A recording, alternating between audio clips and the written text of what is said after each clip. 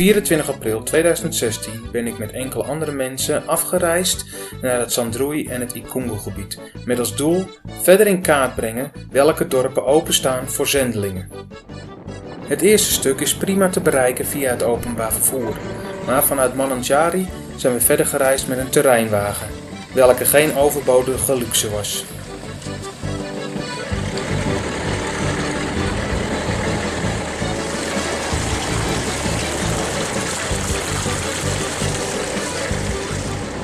Het gebied wordt bevoorraad door grote vrachtauto's, maar de vrachtauto's kunnen het gebied alleen bereiken wanneer het niet geregend heeft.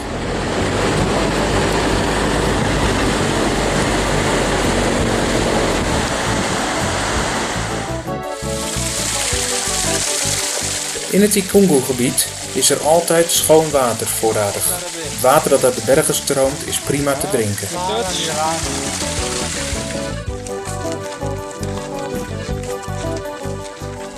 Eenmaal aangekomen in Ikungu zijn we te voet verder gegaan om de kleinere dorpen in de omgeving te bezoeken. Salamu, Koreare.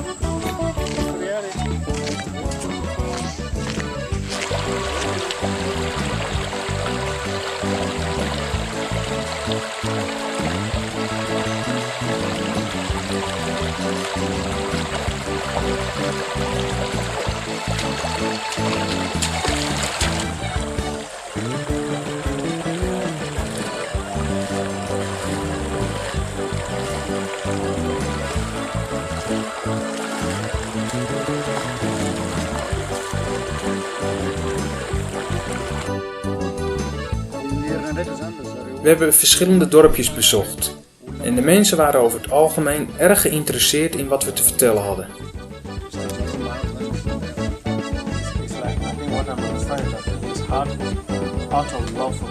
Hier zien jullie Melias, Sam, Tadej en Anna en samen hebben we de mogelijkheden besproken van de omgeving Ikungu.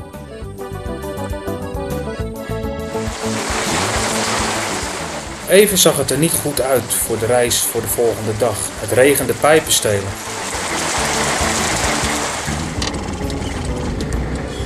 Maar we zijn toch vertrokken, om 4 uur 's ochtends.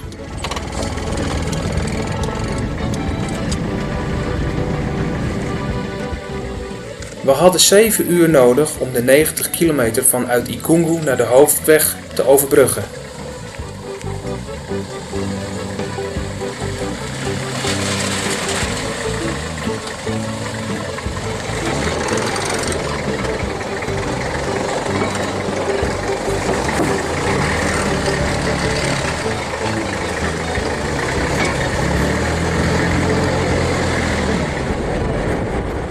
Het was een verademing om op de pas vernieuwde weg richting het Sandroei-gebied te reizen. Maar zoals jullie zien was dit van korte duur.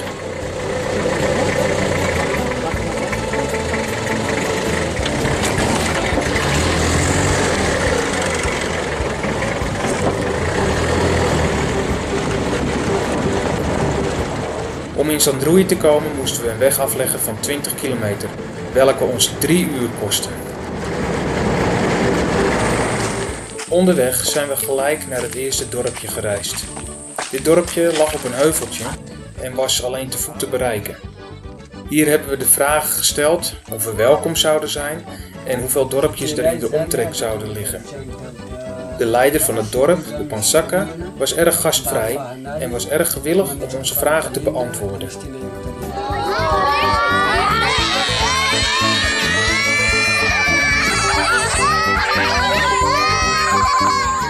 Eenmaal in Sandroei hebben we genoten van de hoeveelheid kinderen die daar wonen. De kinderen vonden de camera fantastisch en volgden mij op de voet.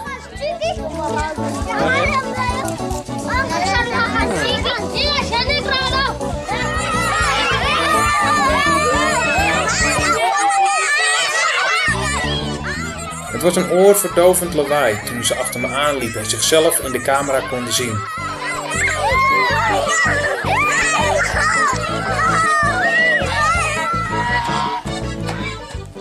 Die avond zouden we bij onze gids Sylvester slapen.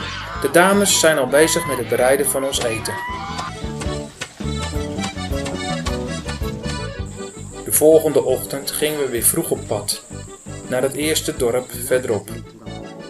Ook hier werden we gastvrij ontvangen en de leider van het dorp vertelde ons dat ze al lange tijd geïnteresseerd zijn in wat we te vertellen hebben.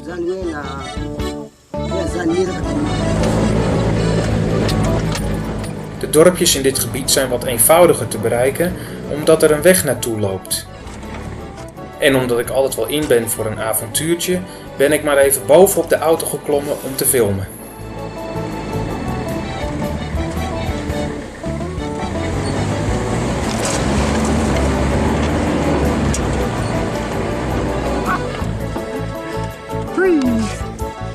Ik heb zojuist gezegd dat er wegen zijn naar de dorpjes, maar hier moesten we toch echt even vragen waar de weg was.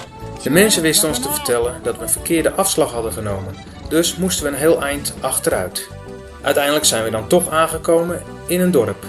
Dit dorp was erg interessant. De mensen zijn eventjes naar buiten toe gegaan om te gaan discussiëren of ze ons wel welkom wilden heten. Toen ze terugkwamen, hebben ze ons verteld dat we meer dan welkom waren. Want, zo zei de oudste van het dorp, als jullie werkelijk goed nieuws te vertellen hebben, kunnen we dat de dorpelingen niet onthouden.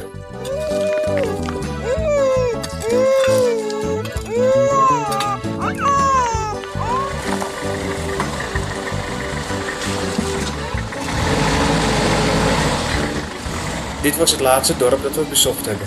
En nadat we de wegen hier en daar met de hand een beetje hadden aangepast, zijn we vertrokken uit het Zandroeigebied.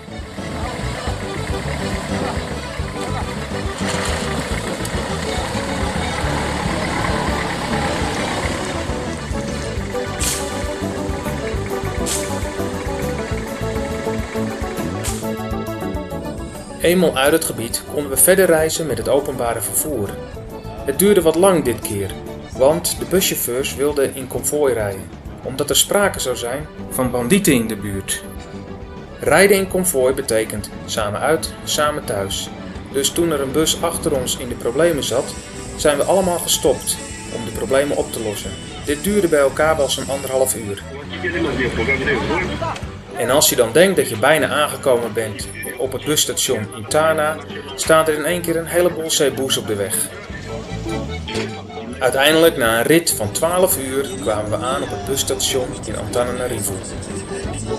En eenmaal thuis wachtte mijn familie op me. Heerlijk om ze weer te zien na een week weg geweest te zijn. We hopen binnenkort terug te keren naar het Zandroeigebied, maar dan met het hele gezin, zodat ook Katja en de kinderen kunnen zien hoe we daar zullen gaan leven. De verhuizing zelf zal wat logistieke uitdagingen opleveren. Gelukkig maar dat we er niet alleen voor staan. Ik wil afsluiten met Davids woorden uit 2 Samuel 22. Want met u loop ik door een bende, met mijn God spring ik over een muur.